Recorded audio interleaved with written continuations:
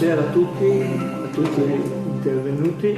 Io porto i saluti del nostro presidente del Circolo di Ricerche Storiche Vittoriesi, Silvia Della Coletta, che per impegni oggi non è potuta venire, quindi la sostituisco indegnamente. Prima di dare la parola al nostro relatore vorrei leggere un po' il suo curriculum, perché è molto molto interessante anche per i lavori che ha svolto.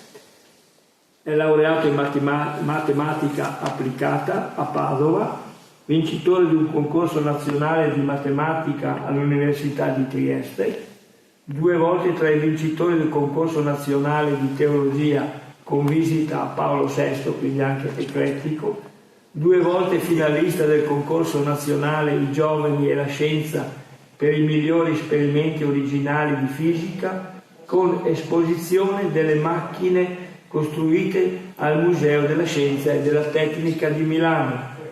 Sorvolo su altri molti incarichi, come ha ben evidenziato, ha lavorato alla Siemens come matematico nella progettazione di centrali telefoniche, in Zanussi grandi impianti, come responsabile dello sviluppo informatico, poi nell'Olivetti e in altre grandi industrie. Ha lavorato e abitato in Italia a Milano, a Palermo, ha girato il mondo, a San Daniele del Friuli, Legnano, Roma, Aquila, Conegliano, cioè praticamente ha girato mezzo mondo, a Malta, a Barcellona, sempre per lavoro e per motivi di interessi. Socio ultra quarantenne del CAI di Conegliano, è anche appassionato di montagna. Ha partecipato alla ricerca, questo entriamo adesso sull'aspetto veramente di ricerca che ci riguarda. Ha partecipato alla ricerca dei termini veneziani in Cansiglio, i primi, secondo me, che hanno fatto un egregio lavoro di ricerca sul terreno, avendo incontrato per caso nel bosco Franco Dalcin, il dottor Fain e Mario Cosmo, da cui poi è uscito il primo. Mario Cosmo era l'amministratore qui. Questo è Mario Cosmo. Quello di Polcenigo. Quello di Polcenigo, il nostro amico di Polcenigo, esatto. Da cui poi è uscito il primo libro scritto in cooperazione con la pubblicazione dei primi 100 termini ritrovati. Attualmente mi pare sono 130 e non sono ancora finiti. Comunque poi ve ne parlerà ampiamente. È anche presidente dell'associazione Cimbri. No, consigliere dell'associazione Cimbri. Ha realizzato il libro con la loro storia in Cansiglio. Poi un libro con la riproduzione ed analisi storico-economica del codice Paolini che potete qui acquistare, del 1614, sulla gestione dei boschi. Veramente è un lavoro egregio. Infine i 3 libri sulla storia del Cansiglio, e qui l'ha divisi in 3 periodi: 1548-1699, poi vi dirà il perché, dal 1007 al 1797, caduta della Repubblica di Venezia, dal 1798 al 1830. Poi lui attualmente è in cantiere, poi ovviamente arriverà fino al 1930 immagino. No, fino al 1900 e basta. Basta? Va bene. Però intanto mi sono preso una pausa, sto scrivendo un libro sulla nascita di Venezia. Lui è veneziano, mi pare. Certo che sono veneziano, canadese. Ecco, fa spesso conferenze in giro, sia nelle scuole che in particolarmente anche nelle scuole elementari, parlare di boschi e rispetto della natura, quindi fa anche opera divulgativa.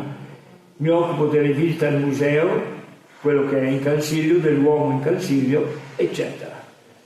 Termino dicendo che ha collaborato con l'ex Corpo Forestale dello Stato, attualmente Carabinieri Forestali, con la dottoressa Paolo Favaro, a quell'epoca amministratrice, con il dottor Michele Di Cosmo, che è stato anche lui amministratore qui a Vittorio Veneto dell'ufficio di biodiversità, conferenza alla Barcolana sui boschi e la flotta di Venezia e anche con Veneto Agricoltura, cioè, diciamo con tutti coloro che si occupano in particolar modo del Cansiglio, quindi Paolo Alberto e Elena Piutti, con il professor Antonio Lazzalini, professore universitario, sì, c'ha quasi 80, che anche lui ha fatto numerosi libri, questo lo so perché lo conosco e li ho letti tutti, con Guido Ercole e sulla storia navale. Quindi vedete, è un personaggio, scusatemi il termine, che è ha una ampia spettro di interessi che vanno sia dalla foresta che in altri settori. Non voglio fargli perdere altro tempo, io lo conosco già da parecchi anni e ritengo, ho lavorato qui dal 1700, esagero un po', dal 1976 fino al 1990 come vice amministratore del Consiglio e poi in tempi successivi ho avuto l'onore di conoscerlo. I volumi che qui stasera presenta, secondo me, con il mio modestissimo giudizio, sono un'opera veramente completa. Qui voi potete veramente leggere la storia del Consiglio dal 1548 con tutti i documenti che si trovano nei vari archivi, particolarmente quello di Venezia. Quindi io personalmente vi faccio i complimenti. Grazie. Per quanto hai fatto e penso che dopo di te si potrà parlare solo di qualche cosetta, perché spero che tu continui ancora nella tua opera. Quindi lascio la parola. Grazie, vabbè. Anche perché sarà un po' lunghetto. Allora, io vado lì perché così se no non vedo. Sì, benissimo. Allora, oggi trattiamo il periodo di circa 30 anni che parte da quando finisce la Repubblica di Venezia fino a, tanto per avere una data di riferimento, quando viene realizzata la mappa Magoni, mitica mappa del Consiglio, che è allegata al mio ultimo libro, che è una mappa meravigliosa. Cioè, pensate che l'originale è 6 metri per 7, quindi insomma, scala 1 a 2000, oggi anche le mappe militari sono 1 al 25.000, 1 al 2000, quindi allora cominciamo. Allora, cronaca di un periodo complicato perché sono i 30 anni più complicati della storia del Consiglio. Adesso vediamo perché. Allora, l'11 maggio Napoleone, che se ne frega del fatto che la Serenissima si sia dichiarata neutrale, entra a Crema, poi il 1 giugno a Verona e via via occupa la terraferma e Venezia non reagisce. Cosa succede? Succede che però il 3 giugno, allora, in Consiglio alla fine del 1700 Venezia aveva lanciato un grande progetto per convertire il Consiglio dal faggio agli abeti. Gli aveva dato via contratti per tagliare in 15 anni 285.000 faggi da sostituire con abeti. Okay? I contratti, uno funziona e uno no, ok? Soprattutto per motivi logistici, perché tagliare era facile, ma portare giù 15.000 tronchi all'anno senza strade un po' meno. E poi qual è il risultato? Sto Odoardo di Collalto, che era il provveditore mandato a sorvegliare lo smaltimento di tutta questa arretrato e che era però anche provveditore a Palmanova, quindi diciamo comandante in campo dell'esercito veneziano, se ne deve andare, se ne va dal Consiglio, torna a fare il militare, non succederà niente perché Venezia non combatte, ovviamente, però ciò non toglie che in Consiglio resta solo il suo assistente, un certo Valleggio, fra l'altro con la cassa vuota, i lavori ancora in gran parte incompiuti, e quindi si entra in un periodo sostanzialmente di grande confusione. Dura, vedete, circa un anno, perché il 12 maggio del 97 in Maggior Consiglio si decide che la Repubblica di Venezia è finita. punto. O i patrizi si era talmente sotto che non sono neanche andati a votare, tanto che tecnicamente la decisione è illegale perché non avevano neanche raggiunto il numero legale, ok? Ma tanto ormai della Repubblica non gliene frega più niente neanche a loro, ok? Nel 1797 col trattato di Campoformido i territori ex veneti passano all'Austria, ma il trucco è che è segreto, non lo sa nessuno. Tutti sono convinti di essere francesi, no?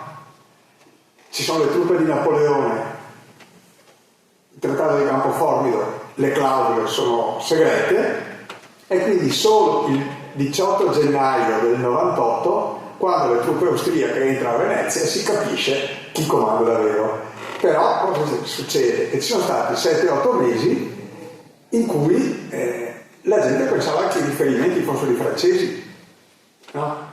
Quindi prima quasi un anno in cui non si capiva chi comandava davvero perché i veneziani erano spariti.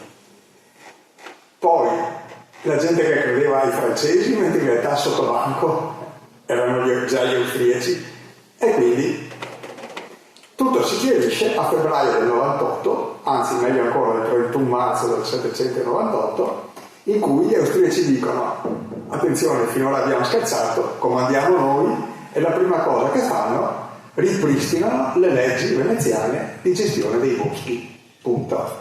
E guarda caso mettono al presidente dell'Arsenale un certo Andrea Querini, non so se vi dice qualcosa sul recupero. Questo qua era stato provveditore in Istria e Dalmazia, quindi era uno che ne sapeva di... Quindi in Castiglio ci furono prima quasi un anno di amministrazione veneziana di emergenza, poi 10 mesi di vuoto, dal maggio del 97 al marzo del 98, un periodo cosiddetto democratico, in cui il bosco resta affidato di fatto ai nobili e ai possidenti locali, che sono diventati tutti rivoluzionari giacobini. Naturalmente quando arriva l'Austria diventano tutti quanti imperiali, questo è evidente, no? E quindi cominciamo con un'analisi un po' di questo periodo. Il primo punto importante è che le comunità circostanti dicono: non c'è più Venezia, finalmente possiamo mettere le mani sul bosco. Venezia aveva bloccato tutto, no? Il bosco è demanio, il bosco è gestito dall'Arsenale, è proibito tagliare, è proibito tutto. E a questo punto Venezia non c'è più, e quindi cosa fanno? Prima di tutto mandano via il funzionario veneziano, amministratore di Valeggio, e dicono: caro Ciccio, via, ok? Però c'è un però, la cosa non è così semplice, perché intanto i Pagotti e i Bellunesi sono in lite fra di loro, perché tutti e due vogliono il Cansiglio, ok?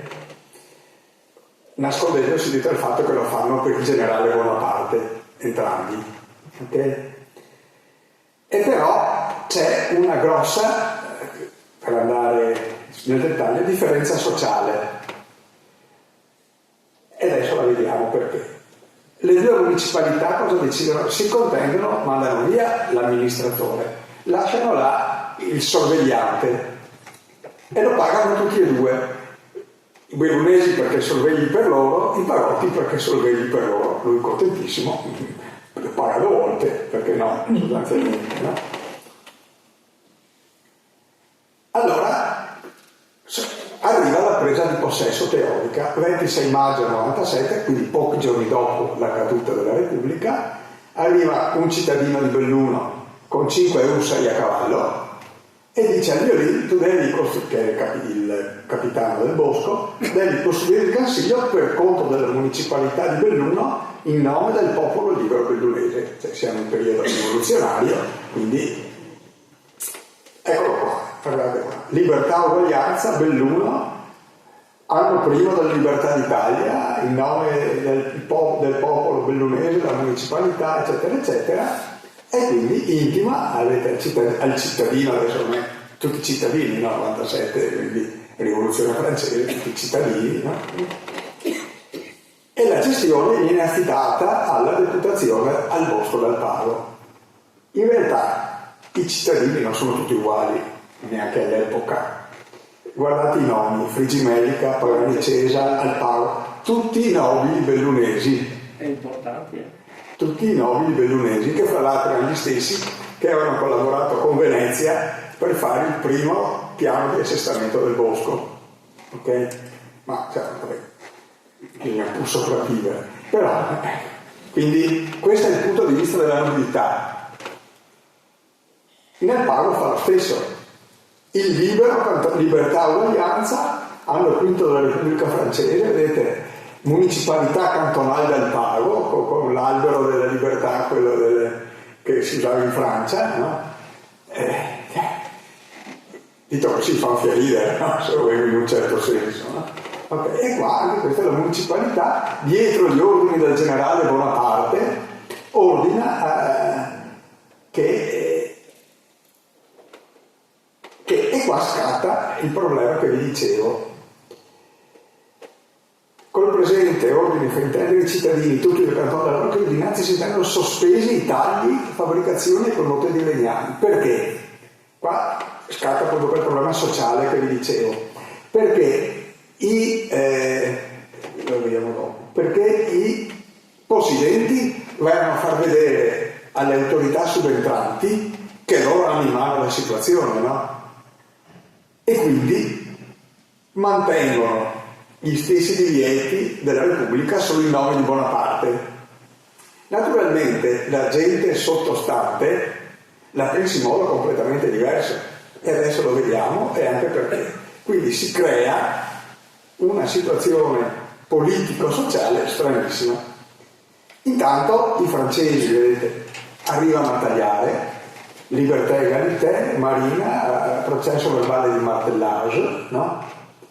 Tagliano 500 abeti, volevano 500 larici, che in abeti in Cassia non erano mai esistiti, allora si accontentano di 500 abeti bianchi, che poi non fanno neanche il tempo a portare via, se li beccano gli austriaci quando arrivano, no? Ok? Quindi e tenete conto che stiamo parlando, guardate, di alberi da 37 metri di lunghezza, non stiamo parlando delle stelle da regni, dove 10, 12, 15 metri. Gli abeti bianchi di cui parliamo per l'alberatura dei vascelli sono bestie da 37 metri e 15 tonnellate di peso. Quindi vedremo dopo i problemi che portano dietro. Questo però non dovrebbe essere qua, già che è qua. Come avveniva il trasporto? Il trasporto avveniva in questo modo: bisogna aspettare che fosse tutto ghiacciato, poi si trascinavano con i buoi in base a dove erano stati tagliati, si trascinavano il palughetto quello che poi c'è l'Onde Runal che dà al lago di Santa Croce, no? Quindi li trascinavano con i buoi, arrivavano al lago di Santa Croce. All'epoca il lago di Santa Croce non aveva la diga, quindi era collegato a Piave, ok? E quindi lungo il Rai di Cadola arrivava al Piave, dove poi si facevano le zattere. Vedete, questo è il documento dell'epoca: 300 e più paia di animali, cioè buoi, per trascinare questi tronchi da 15 tonnellate in giro per il Cansiglio. Okay? E questo qua è il capitello del palughetto, e poi giù, vedete, fino al lago di Santa Croce. Questo è il Vallone Runal come è adesso, ovviamente. E qua non c'è più la diga, non c'era la diga all'epoca, e quindi arrivavano fino a Cadola. A Cadola c'era il Piave, e venivano fatte queste enormi zattere. Questa è mia moglie, tanto per avere una dimensione, no? 35 metri, zattere difficilissime da portare. I rasi, appunto. Questa è stata fatta da Nicosmo a Somalida. Dai zattieri di Codisarlo. Dai zattieri di Codisarlo. Ecco. La municipalità di Serravalle, allora i bolognesi da una parte, i pagoti dall'altra, e ci sono anche i serravallesi. I serravallesi il 12 novembre nel 97 incarica il Rova, che era quello che aveva appena finito di fare casini in Consiglio, ok? Di tagliare 1000 faggi in zona Pian della Pitta, non so se sapete dov'è, sopra il Lago Morto, ok? Da vendere alle truppe francesi. Questi qua non gliene frega tanto del Napoleone Bonaparte, si fa business.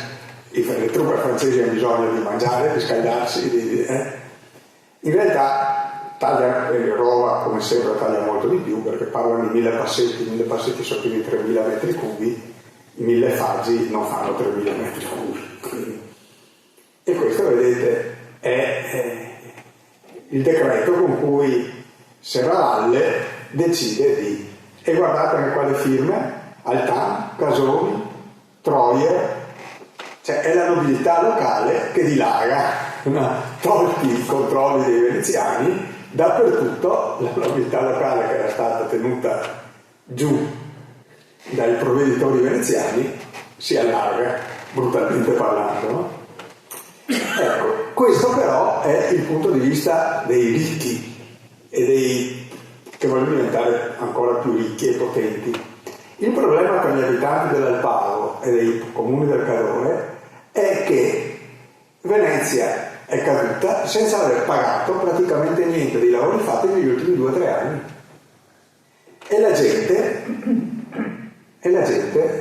veramente fa la fame, perché dal 1796, quando se ne va il provveditore, che deve andare a far finta di combattere contro Napoleone, la cassa dell'arsenale è vuota e nessuno ha più pagato gli operai.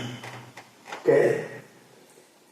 E quindi la popolazione, se vuol vivere, non gliene frega niente di tutti i divieti, deve tagliare di frodo, altrimenti non mangia. Quindi si crea anche questa situazione di scontro, mettiamola così, fra chi deve far vedere a quello che crede che sia l'autorità, cioè che ha saldamente in pugno l'opposizione, e la gente, soprattutto in Alpago, che se non trova qualcosa da vendere tagliando di frodo, non mette insieme pranzo e cena. In questa situazione, a marzo del 98, abbiamo torna il Valeggio, perché gli austriaci rimettono a posto i funzionari veneziani, ok? E cosa fa? Blocca tutto il legname trovato e fa l'inventario. Quindi sono 15.000 piante, quasi tutte di faggio, residui del taglio fatto da Rova, e quindi regolari, fatto sotto il periodo di Venezia ancora. Poi il periodo dei tagli democratici, quello che abbiamo visto prima, circa 1.600-2.000 abeti, in gran parte tagliati dai pavotti, per il discorso che si diceva prima, no? Per procurarsi da mangiare, brutalmente parlando, i 1.500 faggi di Serravalle. Ecco, tenete presente che questi tagli non sono enormi in assoluto, solo che sono fatti in 4x4, cioè stiamo parlando di pochi mesi. Normalmente 1.200 abeti erano tagli di 3 anni, 4 anni, anche sotto la Repubblica. E qua ci danno dentro alla grande, no?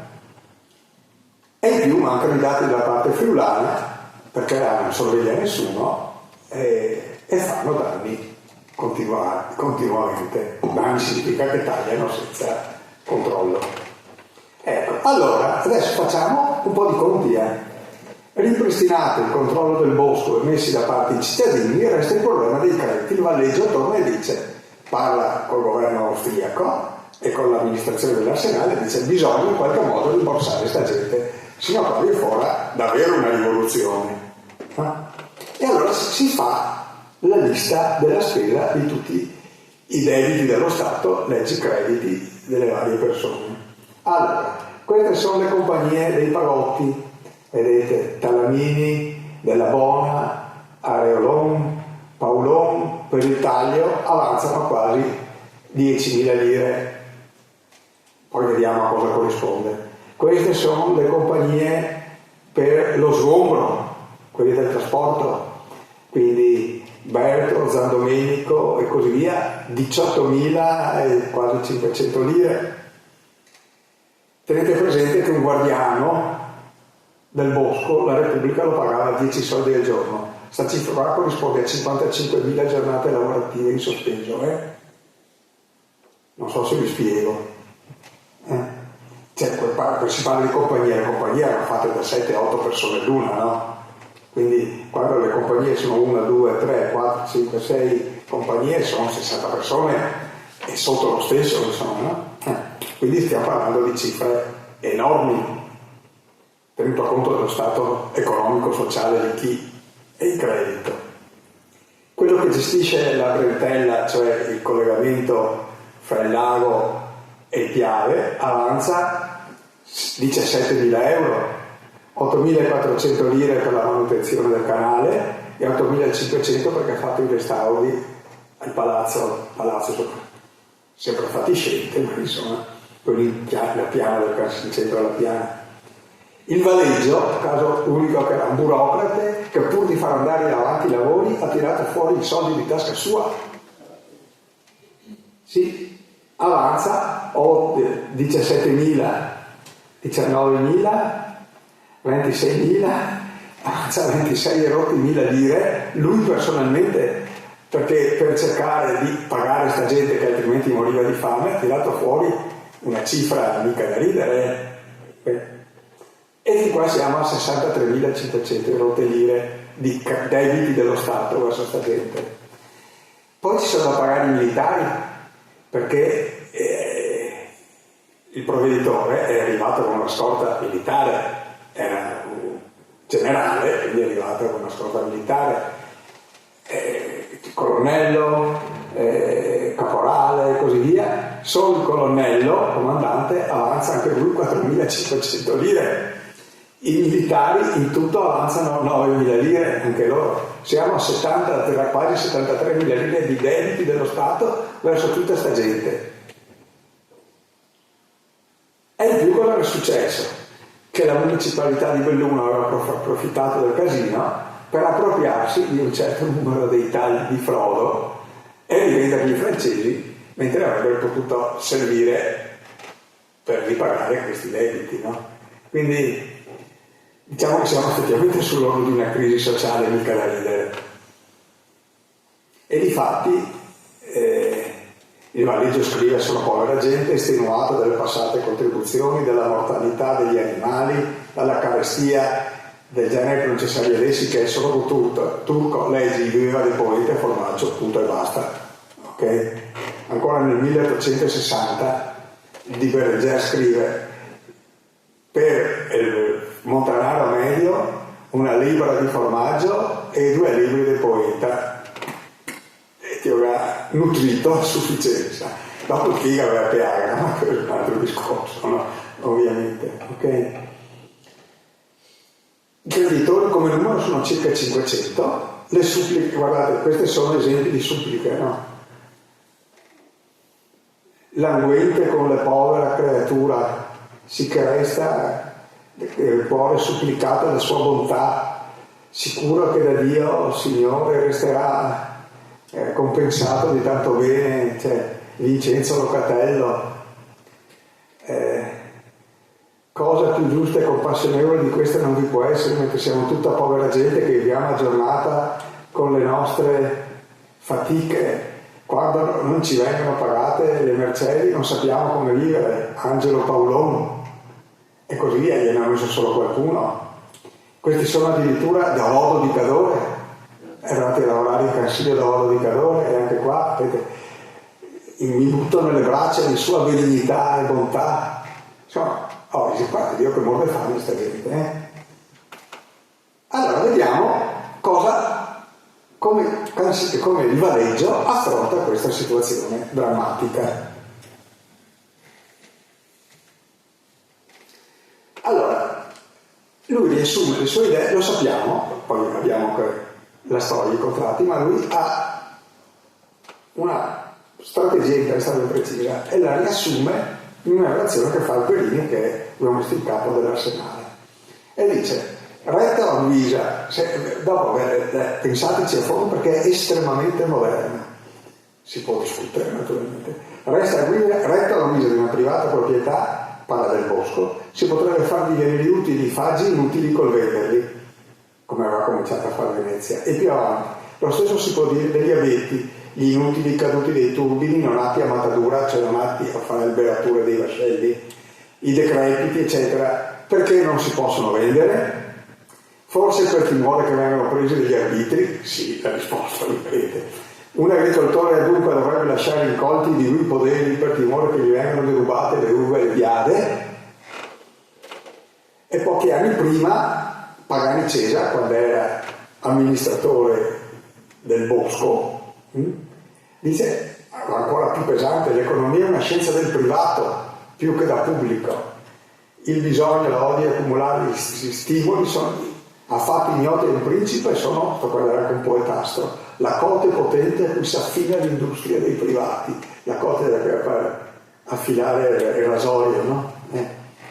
Perché mai il metodo di pubblica economia nelle regge condute non dovrà conformarsi al privato?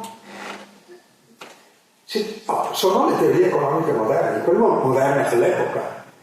In quegli anni, 20 anni prima, Adam Smith ha scritto La ricchezza delle nazioni, che è considerato il primo testo di economia politica della storia moderna. Quindi sta gente era anche informata, voglio dire. Da questa logica derivano le idee del Valeggio su come fare a gestire i contratti. Lui vuole fare i contratti con privati per smaltire tutto questo arretrato. Lui aveva gestito il contratto Roma, che era stato un fallimento completo. C'è scritto nel mio penultimo libro rispetto a questo, un contratto con 110 articoli, e quel che piacerebbe è burocrazia moderna, che era stato un fallimento totale. E lui ha un'impostazione completamente diversa e scrive: basta infatti osservare 3 cose perché i contratti di vendita dell'inutile, eccetera, vengano appunti utili. Primo, persone oneste alla direzione e alla sorveglianza. Secondo, non stringere gli acquirenti a contratti disvantaggiosi che poi per rifarsi sono costretti a commettere arbitri, e quindi vuol dire no, contratti a ribasso, perché se li strangoli al momento del contratto poi te frega dopo in fase di esecuzione. Okay? Terzo, gli avvocatori, cioè gli appaltatori, devono essere di prima mano e nessun monopolio. Okay? Vanno anzi escluse le figure già conosciute, okay? E esaminando scrupolosamente che non ci siano dei prestanomi, vedete, a ciò che non ventrino in palese né sotto la copertella ad altri nomi. Quindi funzionari onesti, scelta accuratissima degli appaltatori, no prestanomi o monopolisti, niente gare a ribasso, poca burocrazia. Più moderno di così? Sembra una discussione estremamente attuale da certi punti di vista. Non so se mi spiego. Gestione pubblica degli appalti. È il momento adatto per applicare queste idee, perché il bosco è pieno di materiali residui, lo Stato è pieno di debiti, ha bisogno di soldi e quindi il Valeggio parte con i suoi contratti. Uno per la pulizia dei residui di abeti, uno per i faggi dell'alpano, uno con roba che riacquista i tagli che ha fatto per Serravalle. L'appaltatore per gli abeti è un certo Cagliarutti, Palotto benestante. Adesso andiamo un po' veloci. A Polcinigo per la parte friulana c'è un certo Zaro, che era già stato socio del Rova, oggi rarissimi, molti sono sempre gli stessi. Secondo il Magoni, nel 1883 questi contratti hanno riportato il loro pieno effetto. Quindi hanno funzionato bene. Anche se, come vedremo, non sono bastati a ripianare tutti i debiti. Ma intanto succedono anche altre cose. Per esempio nel 1798 erano i Cansigli Cipri. Nel 1798 aveva il Cansiglio la prima famiglia cipra. Okay? 1500 fasi in 10 anni, si stanziava l'opera, andiamo veloci, questo è il facsimile del contratto con cui poi entra nel Consiglio, ci siamo, è a nome del Celotta perché siccome i faggi vanno pagati in anticipo e la famiglia che arriva non ha soldi, questo qua gli fa da garante finanziario ed è lui che firma il contratto. Ok? Poi loro si riproducono, arrivano altre famiglie, questi sono pezzi della mappa Maroni che poi vediamo, quindi c'è Vallorc, c'è scritto piazza vuota fatta di Scatoleri nel 1800, nel frattempo casoni di Mattia Scatolera a Piancanaie, è una donna è Mattia Scatolera, perché le donne ereditavano, se restavano vedove, ereditavano la concessione del marito e difatti tutti si innamoravano dei vedovi immediatamente. E poi a Piancanaie, e poi scusate qua, a Pian dei Lovi, casoni dei Scatoleri. Quindi nel 1829 ci sono già 3 villaggi e 2 o 3 anni dopo saranno 5 villaggi storici. Ecco, d'altra parte, però, per fare tutte queste belle cose, cosa bisogna fare? Aumentare la sorveglianza. Quindi sotto Venezia c'era un capitano del bosco e 2 o 3 sorveglianti pagati dai comuni, fra l'altro, e pagati pochissimo, mentre il Valeggio, un po' alla volta, entro il 1803 arriva a 13 sorveglianti, dipendenti statali, non più dipendenti dai comuni, e pagati circa il triplo di quello che erano pagati sotto Venezia. Ci siamo? Perché non puoi fare tutti questi lavori, taglia di qua, taglia di là, appalti, eccetera, con 3 sfigati, cioè, sottopagati. E quindi ecco, questi sono i nomi dei primi 13 guardiani del Consiglio sotto l'Austria. Vabbè, insomma, adesso possiamo andare. Questi sono i 3 che sono stati recuperati dai comuni e questi sono i 10 che sono stati assunti direttamente dallo Stato.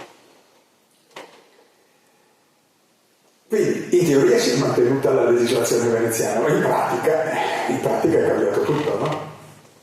Però con il recupero dei tagli democratici non basta e quindi bisogna andare a tagliare ancora per riuscire a ripianare tutti i debiti.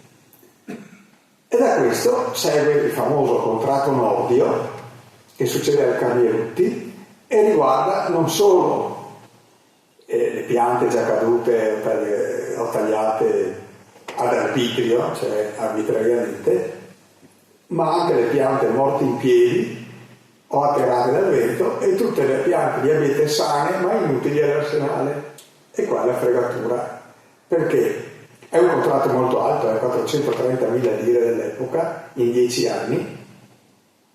Adesso questi sono i dettagli perché devono essere trasformati in stanghe, eccetera, eccetera. Il numero di stanghe che vanno prodotte, in base alle dimensioni, totale del valore, praticamente in tutte le zone del Consiglio. Queste sono le zone in cui è previsto di andare a tagliare. Qual è il contratto molto flessibile? La somma annuale può essere aumentata o diminuita in base a come vanno i tagli, anche eventualmente la durata del contratto si può aggiustare, cioè è evidente il tentativo di superare qualsiasi ostacolo burocratico, no? Trattiamo fra di noi, siamo fra persone oneste, fra virgolette. Difatti il Valeggio non sono niente a te, una persona onestissima. Qual è il problema? Che inutile all'arsenale fa sì che vengano tagliate anche le piante che potrebbero diventare utili 50 anni dopo, ma in questo momento sono piccole. Sfruttando questa clausola, il malefico Nordio taglia alla grande, mi spiego. E quindi a un certo punto il responsabile dell'arsenale dice basta, qua si sta tagliando troppo, ok? Debiti o non debiti, qua si sta tagliando troppo. Nel frattempo il Quirino era stato sostituito da un altro che blocca il contratto e anzi ricompra 1 migliaio degli abeti che Nordio aveva tagliato perché esaminati come si deve si è visto che l'Arsenale avrebbe potuto riutilizzarli. Però alla fine, nonostante tutti questi casini, il Consiglio non ha sofferto troppo, la gente è stata pagata e la parte di confusione seguita a tutto quello che gli ho descritto, caduta della Serenissima, francesi, municipalità cantonali, finalmente la situazione si è. Passando avanti però, cosa succede? Che all'inizio dell'Ottocento l'Arsenale a Venezia ha un enorme bisogno di legname, e in particolare di abeti. Perché? Sì, anche di roveri, ma questo non ci interessa, i roveri sono fuori dal nostro, no? Perché i francesi hanno distrutto tutto quello che c'era in Arsenale. Nei 2 o 3 mesi di occupazione di Venezia hanno distrutto 5 fregate leggere, 2 fregate grosse, 7 vascelli, e si sono portati via, che erano praticamente pronte, 2 fregate leggere, 2 fregate pesanti e un vascello. Quindi fatto piazza pulita dell'Arsenale, ok? A Somadida, quindi gli austriaci cominciano a tagliare alla grande anche loro. A Somadida vadano 356 piante e in Consiglio, anche qua, si tagliano 700-800 abeti l'anno per cercare di ricostituire un minimo di flotta. Ci siamo, austriaca, ma in circa 8 anni, tenuto conto di tutto e dei tagli di contorno, perché qua è un discorso che poi vedremo, tagliare gli abeti comportava tagliare 10 volte tanto, perché abeti lunghi 36 metri, se si venivano lasciati cadere per terra, come scritto, si scavezzavano, e quindi bisognava creargli attorno dei cuscini, tagliando decine di altri alberi in modo da attutire la caduta quando andavano giù. Quindi per ogni abete buono, almeno 10 volte tanto, se non di più, di altri alberi al contorno meno buoni. Quindi si stimano meno di 50.000 abeti. E intanto però il Valeggio si deve fare, tenta il primo impianto di larici, pianta 4.000 larici, questa è la zona della mappa Magoni in cui lo pianta, Pezzon, Palughetto, e qua è dove va a piantare gli alberelli di larice, ok? Ma il Consiglio il larice non è la morte sua, comunque lui ci prova. Adesso evaluiamo il periodo francese dal 1806 al 1814. Dal punto di vista del bosco le cose peggiorano ancora di più nel periodo francese. Tanto per cambiare tolgono il Valeggio, ovviamente era un classico, no? Troppo austriacante, tanto poi gli austriaci lo rimettono.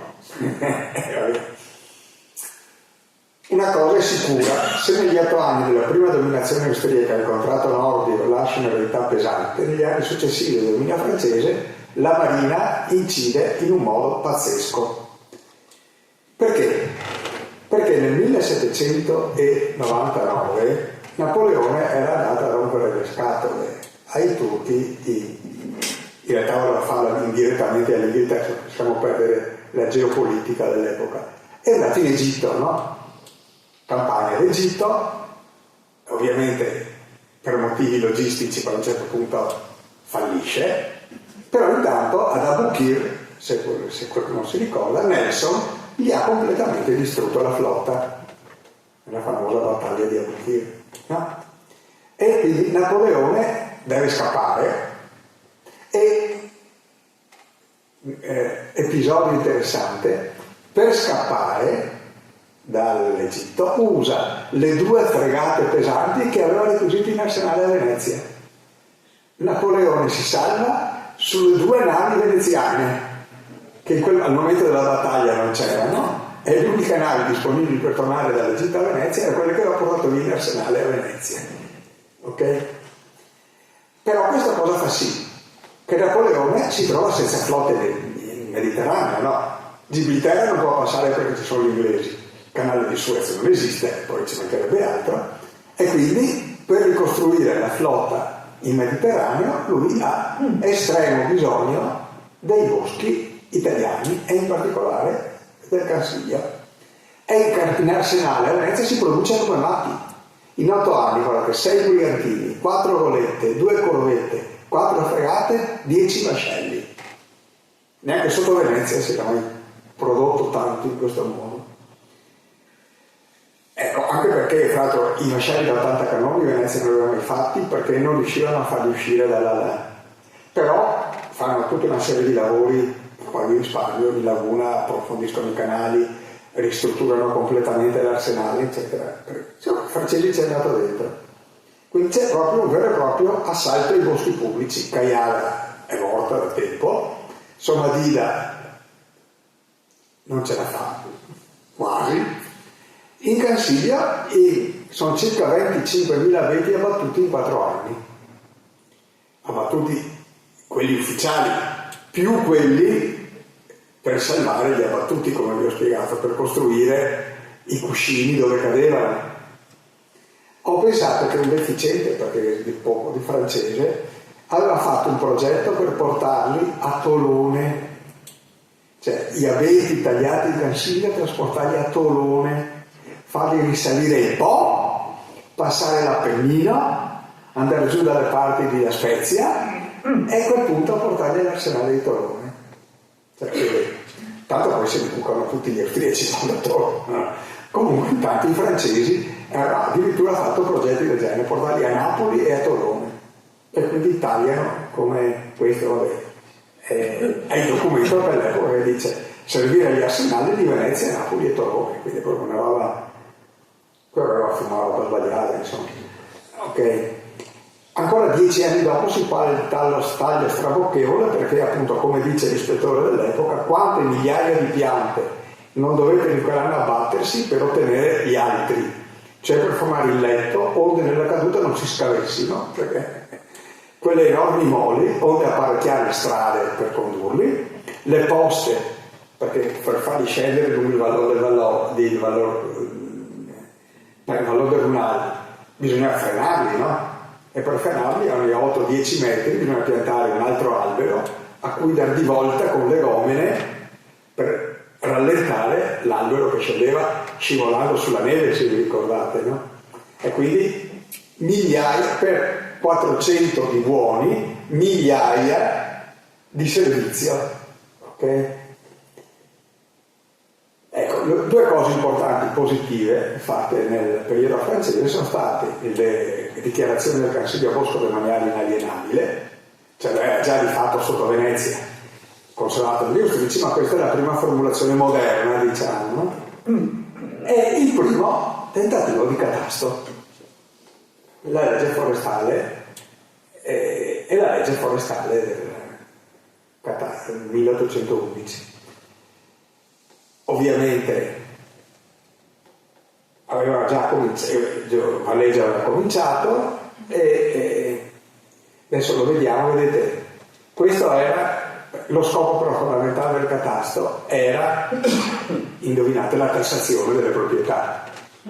E quindi già quello francese era molto dettagliato nella parte abitata, ma pochissimo dettagliato nella parte disabitata.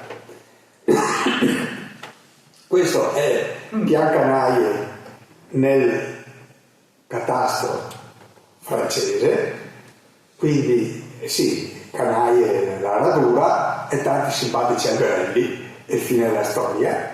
Questo è Piancanaie nella mappa Magoni, quindi vedete un dettaglio completamente diverso, tutto diviso in particelle, tutti segnati torrentelli, cioè una mappa vera e propria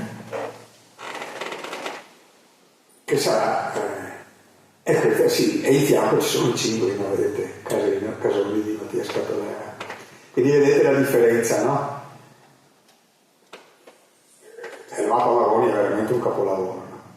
Poi c'è il problema della strada che si risolveva solo 80 anni dopo, anzi ci aveva cominciato a pensare a Venezia nel 1794, poi la burocrazia, cambiano le burocrazie, eccetera, eccetera, perché prima quella veneziana, poi quella francese, poi i francesi di nuovo, poi il secondo periodo austriaco,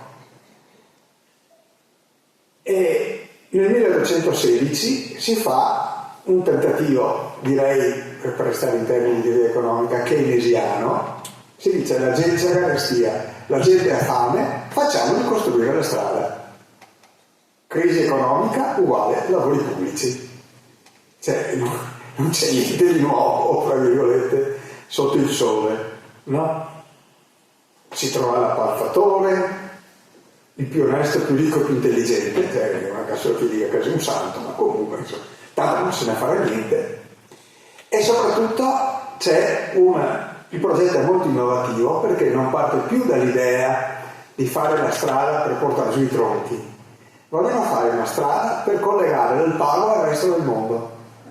E quindi dall'Alpago arrivare giù, diciamo brutalmente parlando, dalle parti di Vittorio Veneto. Quindi salire e scendere, attraversare tutto. E quindi creare una via di traffico commerciale, non più solo l'esbosco dei tronchi. Ecco, questo è come era previsto il tracciato sulla mappa Maroni, vedete? Quindi si parte da Fara, si sale, si attraversa tutta la piana, vedete l'estremo dettaglio della mappa Maroni, Campon, e poi si passa vicino al palazzo e poi si comincia a scendere, e qua in fondo è la Crosetta, no? Quindi proprio l'attraversamento totale, che poi sarà più o meno la strada che verrà aperta nel 1782, 24 km, solo 12 anni per farli, come lavori pubblici, a proposito. Ma comunque, in realtà all'ultimo momento verrà cambiato, perché questa era pensando di arrivare a Livenza per sfruttare il fiume. Nel mentre chi che pensa, inventano le ferrovie, la ferrovia arriva a Vittorio Veneto, e allora si decide che è più pratico e più moderno, anziché andare a Livenza, andare al treno, e allora la strada gira per Fregona per poter andare giù verso Vittorio Veneto. Okay? E questo è un esempio dei tempi di percorrenza per muoversi dal Cansiglio al mondo circostante, che era stato cronometrato, tra virgolette, per convincere della necessità della strada. Vedete, da Montereale 9 ore, da Aviano 7 ore, da Polcenico 5 ore, da Caneva 4 ore e mezzo, e così via. Però non succede niente, la strada non si fa lo stesso. Perché? E qua arriviamo all'ultimo tassello del puzzle. Negli anni iniziali della seconda dominazione austriaca, quindi dal 1815 in avanti, si confrontano due scuole di pensiero completamente diverse su come gestire i boschi, e con lo scontro di due burocrazie. Le due burocrazie sono i funzionari ereditati dalla Serenissima, cioè in fondo sono passati 15 anni, 16 anni, quindi i funzionari veneziani sono ancora tutti là, no? E hanno la cultura che si era venuta evolvendo sotto Venezia, che era la cultura soprattutto della conservazione. Okay? Erano colti, avevano letto gli autori francesi, inglesi, no? Erano competenti, visto che ci abitavano, no? I funzionari austriaci, leggi per esempio Svoboda, Karavinsky, eccetera, sono invece convinti gli uni che dottrine forestali, guarda, sono quelle tedesche, quelle germaniche, e tutti gli altri una massa di incapaci, incompetenti. Solo che loro adesso sono i padroni, no? E quindi fra l'altro un po' alla volta fanno fuori i funzionari veneziani. Per l'esigenza della flotta si riducono, ma questo non è. Cresce invece, soprattutto nella testa degli austriaci, bisogna che il bosco renda, aumentare la resa economica, ok? Quindi di prendere le dottrine veneziane di via i faggi e sostituire con abeti, piantare larici finché si può, ancora Soravia a fine 800 è favorevole a piantare i larici nonostante l'evidenza, è caro di dire, ok? E sulla modalità dei tagli si scontrano due impostazioni, quella austriaca applicata in Primiero e quella italiana in Cansiglio e negli altri boschi. Gli austriaci cosa fanno? Taglio raso, punto. via belli dritti e si dà diretto, più o meno, insomma, ok? Gli italiani lo considerano un sistema di devastazione, è scritto nei documenti, no? Non solo per questioni di economia forestale, perché si tagliano anche piante non mature ma che poi potrebbero maturare, ma anche per motivi ambientali, cioè hanno paura del dissesto idrogeologico, frane e quant'altro, cosa che gli austriaci proprio... Nell'Alto Veneto si applica sì la divisione in prese regolari, ma col taglio a scelta. Quindi non è che vado alla presa e faccio deserto nella presa. Questa è la presa, taglio quello che si può prendere alla presa. Quindi, andando veloci, arriva questo ispettore Franz Svoboda e dice tutto quello che hanno fatto gli italiani non conta niente, sono una massa di incapaci, incompetenti, vedete proprio lo scrive, no? Ignoranti in campo delle scienze forestali, incapaci delle costruzioni, dilapidatori del denaro pubblico, poi vengono tutti assolti in tribunale, Nessuno dei funzionari italiani verrà mai condannato in tribunale. Caccia via l'ispettore dei boschi della Carnia, insomma. È un esempio. Questo è il reddito ritraibile del Consiglio secondo Svoboda, e questo è il reddito ritraibile del Consiglio secondo il Vallejo mitico, no? Il doppio, perché guardate, Svoboda vorrebbe ricavare, non sono alberi, sono lire, ma vorrebbe ricavare praticamente 3 volte tanto di quello di Svoboda tagliando faggi. 1 volta e mezza con gli abeti. E quindi proprio c'è uno scontro, no? Culturale burocratico, mettiamola così. Si confronta l'attenzione alla conservazione dei boschi con l'utilizzo a lungo termine e l'attenzione al dissesto idrogeologico, la ricerca generale. Tanto che lo stesso ispettore generale dei boschi, Sanfermo, dopo 3 anni viene silurato e sostituito da un austriaco perché si rifiuta di applicare gli ordini degli austriaci. Ci siamo? Va riconosciuto che Karwinski, che è quello che lo sostituirà, una decina d'anni dopo, lui e anche di Berenger, ammetteranno che in fondo gli italiani non avevano torto. Però questo è una quindicina d'anni dopo, insomma, verso gli anni 50, ok? Però in tutto questo contesto qual è il punto? Che tutti parlano senza sapere di preciso come ha fatto il Consiglio. E quindi questo è il motivo, lasciamo perdere qua questi dettagli, in questo contesto complicato politicamente e amministrativamente, a un certo punto voglio dire ragazzi, basta parlare a vanvera, facciamo una mappa che così sappiamo veramente di cosa stiamo parlando. E questo è il motivo economico, politico, organizzativo che fa nascere la mappa Maroni, ok? 1830 ci siamo, che è la prima fotografia scientifica del Consiglio, che il Maroni fra l'altro viene assunto, lui non era molto competente nei boschi, era un grande topografo più che altro, e tanto si dice fa dal vice del Vallejo, il Vallejo dei boschi sa tutto e lui fa la carta. Lo scrive infatti, il Sanfermo scrive: siffatto rilievo eseguito dall'ispettore Maroni, oggetto che si ebbe in vista della sua nomina, cioè è stato assunto per fare la mappa. E difatti fatta la mappa del Consiglio, poi lo mandano a fare la mappa del Montello, solo che il Montello è il Monte Pleurite e il fine della mappa, ok? Anche giovane fra l'altro. Comunque lui è stato assunto per fare apposta la mappa. Viene proposta nel 25, poi la burocrazia, si comincia nel 27, ok? E ci vogliono circa 3 anni per farla. E vengono spese anche meno del previsto, comunque 2.600 di lire, scalano 2.000, è enorme, se ne fanno 4 copie ridotte, che però non sono riuscito a trovare. La mappa è accompagnata da un sommarione, c'è un libraccio in cui per ogni particella è spiegato tutto cosa c'è dentro, però anche il sommarione che pure è indicato nel catalogo dell'Archivio di Stato, non si trova.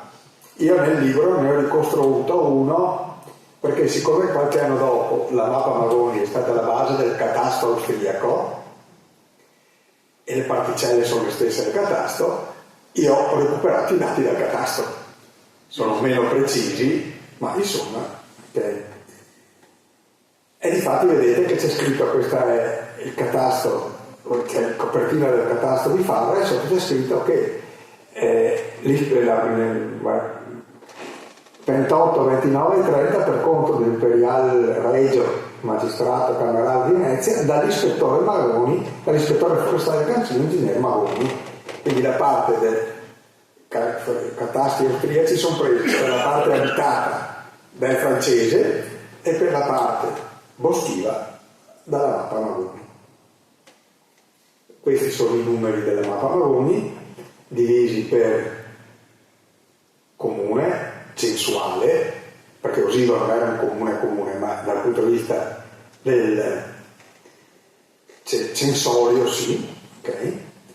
E poi con le superfici Resinero Dolce, Resinero Forte, Resinero Mista. Resinero Forte c'è un cavolo di niente, Resinero Forte c'era stato il Larice, ma Resinero Mista vuol dire mista col faggio, no? Pascolo puro, pascolo e faggio, pascolo addetti e così via. 7.000 ettari. Così è come è fatta la mappa, vedete? Risulta di 6,50 metri per 7,25 per la precisione. Quella che c'è allegata al libro risulta un 2x2, però l'ho fatta stampare in offset in modo che con la lente di ingrandimento si legge tutto, perché col digitale sotto un certo livello sgrana. Questa è l'immagine complessiva e questi sono i vari pezzi che la compongono, vedete, senza andare tanto in dettaglio. Il lavoro del Magoni è valutato un capolavoro da tutti, tanto che si becca anche 1.000 rotti di fiorini di gratifica, ok? Ancora una sola via. Poi in realtà qua i nostri amici carabinieri forestali a Vittorio hanno una mappa del 1880 e rotti. Dopo dico io la storia del Magoni. Allora, se io non la dico, se vuoi dirla tu, che però è molto più, sono 28 fogli, 27 più 28 fogli, però non è dettagliata quanto quella del Magoni, ok? Questa mappa ha un risvolto socio-economico notevole, perché in base a questo, e poi mi vado per la fine, è possibile l'iniziativa delle minute vendite. Cioè, fino a quel momento chi comprava i fasi erano grandi appaltatori, oppure l'Arsenale, la Marina. Col Magoni e poi il San Fermo, avendo a disposizione una mappa precisissima del Cansiglio, si comincia a vendere legname al dettaglio. Cioè, io, famiglia Pinco Palla, voglio 17 faggi, sono in grado di pagare 17 faggi. Bene, ok. Naturalmente l'amministrazione austriaca è contraria, perché dice che fa pagare massa poco, e poi dice in questo modo, facendo contratti piccoli, non hanno bisogno della mia firma, perché sotto certi valori non serve la firma dell'ente centrale, quindi questi italiani ne approfittano per fare quel cacchio che credono, no? Tanto per cambiare. Però vedete, questo è un esempio, e guardate, 25, 35, a parte l'acquisto dei cibri, 5, 10, cioè proprio le famiglie, e questi qua in fianco sono i numeri della mappa Magoni in cui viene assegnato il taglio. Quindi questa iniziativa, no, di avere a disposizione questo strumento fa sì, guardate, 15, 15, 5 e così via, permette cambiare completamente la gestione del bosco, proprio anche dal punto di vista delle popolazioni circostanti. E difatti, come dice Di Berenger, questo causa una rivoluzione. Perché? perché avendo a disposizione i villici limitrofi, no? Animati dallo spirito di industria e dalla penuria di combustibile che c'è a piano terra, perché stanno nascendo tutte le mobilifici, poi lanifici e così via, hanno bisogno di legno e carbone, e quindi cosa fa la gente circostante al bosco? Abbandonare le vecchie abitudini di lavori agricoli e si viene al mestiere di carbonaio, con i faggi che potevano comprare a piccola quantità e poco prezzo grazie all'impostazione del Magoni e del San Fermo e alla disponibilità della mappa. Vedete, a Follina c'erano 5 lanifici, 4 filandi e una cartiera, stabilimenti meccanici di filatura a Vittorio Veneto sul Meschio, Salassa, San Giacomo, tutti alimentati da legname e carbone del Cansiglia tramite i fregonesi. Vedete, il numero ascende più 200 almeno si dedicarono alla carbonizzazione, e non solo i fregonesi, le fregonesi che trasportavano giù i carboni in spalla. Trasporto dal carbonile sul Cansiglia, tipo Cadolte per capirci, fino a Cevere era fatto da donne, mercede consueta, 2 lire venete pari a lire austriache, 1,14. E qua è la famosa relazione del 1867 fatta da Caccianiga nella sua escursione al Cansiglio, che dice: la via era animata da un continuo passaggio di donne che scendevano il monte curvo il dorso sotto le gerle cariche di carbone. Le povere montanine di Fregona sanguinano dai piedi feriti sulle rocce. Quindi proprio c'è una rivoluzione socio-economica, tanto che l'ente centrale austriaco dice alzati i prezzi, e perfino di Berenger, che era uno che per il bosco avrebbe ammazzato sua madre, per dire, o quasi, si oppone e dice: vedete, se noi alziamo i prezzi e questa gente non trova più di che vivere, sanno ormai fare solo il carbonaio, che farebbero allora? Andrebbero a rubare le legne. E se non basta, si darebbero alla rapina, vabbè, qua la puttana. Quindi penso di avervi dato un po' un'idea della complessità della storia del Cansiglio. Tutto sommato, sotto Venezia era molto più tranquillo, no? Era proibito praticamente tutto, poi desconosco se faceva altrettanto tutto, ma insomma, mentre qua con cambi di regime, no? Periodo democratico, poi il primo periodo austriaco, poi Napoleone, poi il secondo periodo austriaco, insomma ne succedono di tutti i colori. Se c'è qualcuno che vuole fare delle domande, abbiamo ancora un po' di tempo, perché alle 7 dobbiamo lasciare l'aula, abbiamo ancora qualche minuto. È conservata la mappa del Magone? Com'è? All'Archivio di Stato di Venezia. A Venezia. Più quella copia ridotta come contenuti che è qua dai forestali di ma lui. Per quanto riguarda la mappa del Magoni, inizialmente era qui a Vittorio Veneto, in uno scantinato anche non ben tenuto onestamente, e il dottor Baldo, che era allora il dottor Franco Baldo, che era l'amministratore all'epoca, mi dice: ma Guido, cosa pensi se noi questa carta in qualche modo la mandiamo a Venezia?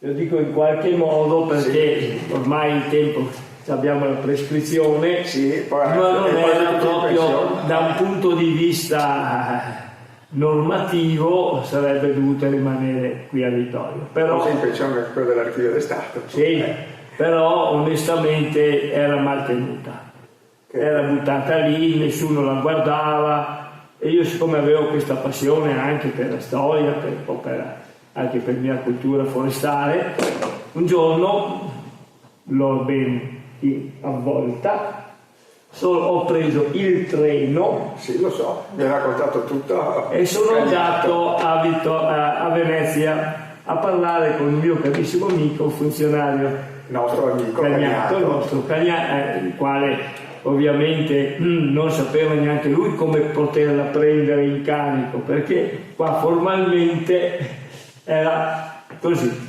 ed è rimasta lì per tanti anni. Poi abbiamo risolto il problema, sì, perché questa l'abbiamo fatta riemergere casualmente. Sì, io ho fatto domanda, ho sentito che ce l'avete, esatto. È possibile fare una ricerca ulteriore? È saltato fuori. Quindi vedete, lo dico perché con lui abbiamo anche discusso tante volte io mi auguro che la sua presentazione, per me, io ripeto, è talmente logico, il percorso che ha fatto è logico, c'è tutto questo movimento amministrativo, cambio di qua, cambio di là, che quindi era un periodo veramente particolare. Quindi io a nome mio, penso del Circolo, lo ringraziamo per questa serata, e della mappa del Magoni che lui ha riprodotto è fondamentale, diciamo è la prima vera mappa catastale. Quindi proprio da lì in poi tutti fanno riferimento a quella mappa. Se c'è qualcuno che vuole fare domande, è qui o siamo qui. Volevo sapere, ma dopo aver visto dall'alto il Cansillo, eccetera, la mappa Magoni corrisponde bene? Sì, la mappa Magoni corrisponde bene. Certo, se Magoni avesse avuto i droni non ne metteva 3 anni. No, corrisponde 1828-1830. Corrisponde bene. Molto precisa, Sì, ma voglio dire, precisa. Al di là che non sia pratico, ma potrebbe andare in giro ancora adesso sui sentieri che sono segnati sulla mappa Magoni. Eccezionale. Sì. Cioè, o meglio, tranne le strade. Perché le strade sono state aperte tutte dal 1880 in avanti, primi del Novecento, dove adesso ci sono le strade, all'epoca c'erano sentieri. Ecco, ma a parte questo, sì. Il resto è preciso. Sì. Poi non è pratico andare in giro con 2 metri per 2 le rossi. Volevo chiedere, tutti questi alberi che venivano distrutti, che sono migliaia, insomma, per quello che ho capito, ma che funzionava dopo venivano impiantati, crescevano spontanei? Allora, mettiamola così, sotto Venezia praticamente non è mai stato reimpiantato niente. Fine. Avevamo cominciato a provarci nel 1792-93, poi per i noti fatti Venezia finisce, il contratto Roma si incasina e il reimpianto non va più avanti. Abbiamo visto che Valeggio comincia a provare con l'impianto dei larici. Ci sono notizie perché nel 1848 attorno a Vallorc viene creato un vivaio. Quindi nel corso dell'Ottocento poi viene realizzato più avanti, sotto il Regno d'Italia, il grande vivaio che c'è ancora adesso, a Canaie, subito prima di Canaie. Nel corso dell'Ottocento, seconda metà dell'Ottocento, si parla di centinaia di migliaia di impianti, in gran parte soprattutto abeti, perché come legno da lavoro l'ambiente valeva di più del faggio. La cosa cambia leggermente, ma questo con l'apertura della strada, perché l'apertura della strada del 1882 fa crollare i costi di trasporto e per esempio fa nascere i mobilifici. Allora la nascita dei mobilifici rivaluta il faggio, non so se mi spiego, quindi anche là ci sono complicazioni. Comunque nel corso dell'Ottocento, soprattutto nella seconda metà dell'Ottocento, sono state decine, centinaia di migliaia di alberi piantati, anche se più abeti che faggi. Volevo dire una cosa a completamente di quello che ha detto il relatore. Questo dovrebbe far parte del prossimo libro. Ecco, c'erano 2 scuole fondamentalmente per quanto riguarda l'utilizzo dei boschi e la gestione dei boschi. Quella germanica, che voleva un bosco puro, coetaneo, quindi tutti della stessa classe, quindi sì, bosco da 60 anni, da 70, con tagli rasi su piccole o grandi superficie, quindi era un bosco non naturale, era un bosco, chiamiamolo come un campo di biava, per cui biava si taglia ogni anno, lì diciamo prevedevano di 20 anni di tagliare tutte 30, diciamo, 40, quello che esattamente il contrario di quello che noi oggi chiamiamo coltivazione naturalistica del bosco. È quella che oggi è la gestione naturalistica, cioè gli italiani a quell'epoca probabilmente erano avanti di 100 anni, i tedeschi invece guardavano l'aspetto economico, il bosco doveva essere economicamente sostenibile, quindi bisognava avere questo tipo di bosco. Poi quando negli anni 80 le famose piogge acide, se voi andavate nei boschi della Repubblica Ceca, della Germania del Sud, le vedevate distrutti perché erano boschi coetanei e diciamo una monocultura.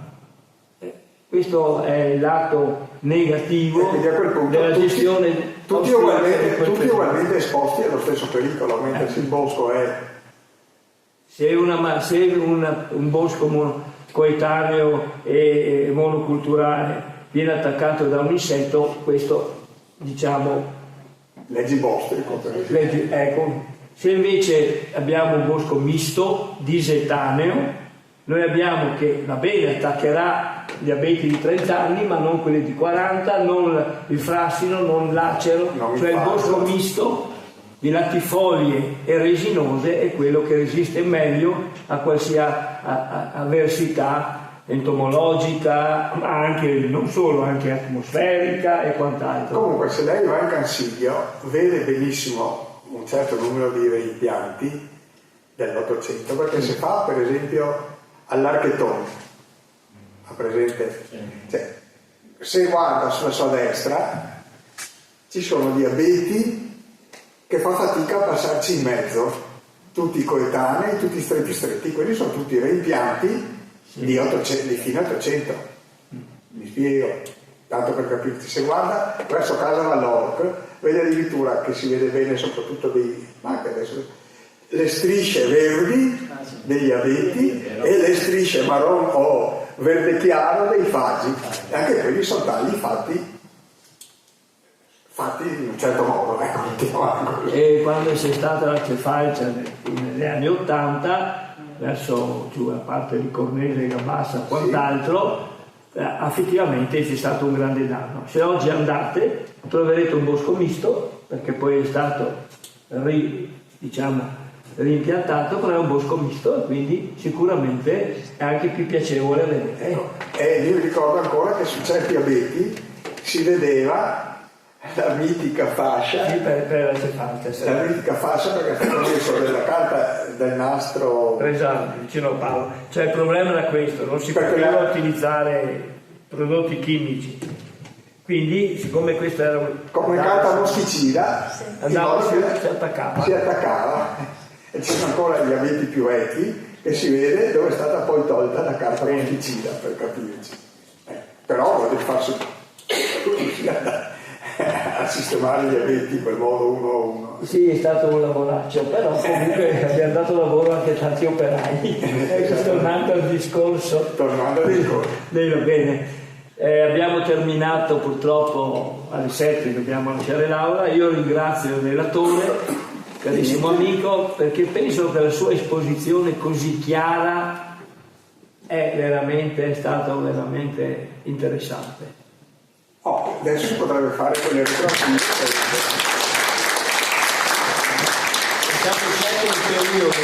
Questo periodo che ha scelto il relatore è proprio il periodo più difficile, che ha avuto più complicazioni amministrative e quant'altro, mentre gli altri periodi poi alla fine più o meno a Venezia